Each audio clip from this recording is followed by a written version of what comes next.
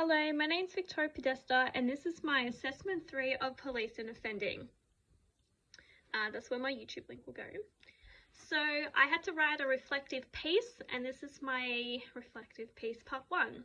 So in my essay, my question was, there is simply no truth in relation to claims of racial or religious profiling in Australia by our police force.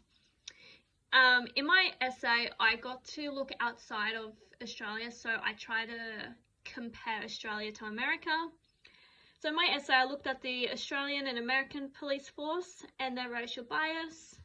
In my opinion, I believe that there is somewhat racial bias in our system, but on the other hand, it isn't actually that biased than everyone makes it seems.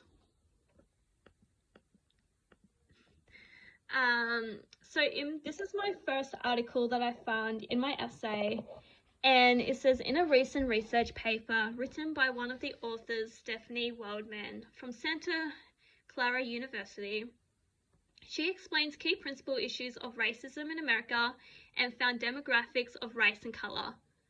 In 2005, persons of color constituted about 1/3 of the US population.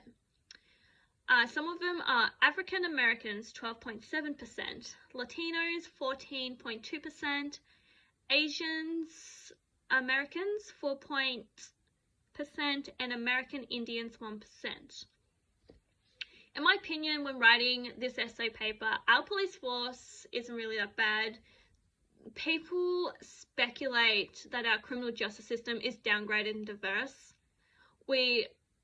On social media especially, we see a lot of videos where police officers are trying to arrest people, and it doesn't seem to go to plan when they're trying to see a point of view.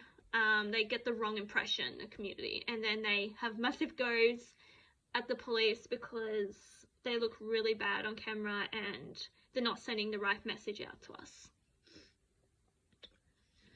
Another article that I found was looking at a recent article. A journalist spoke to the media saying, of particular concern to some on the right is the term systematic racism, often wrongly interpreted as an accusation that everyone in the system is racist. In fact, systematic racism means almost the opposite. It means that we have systems and institutions that produce racially disparate outcomes, regardless of the intentions of the people who work within them.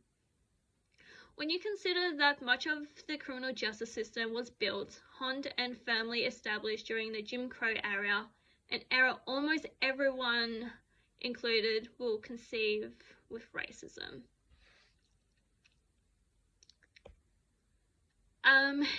In conclusion, it is difficult to say that there is simply no truth in relation to claims of racial or religious profiling in Australia or in America by our police forces. As we're looking at the police officers and what they do as good and bad, we also need to look at the justice system and how it plays a role within the police force. It is said and proven that there is discrimination in the justice system and police force, and there are many, many cases that are biased against the Discrimination Act, and we need to change it in our justice system. Thank you for listening.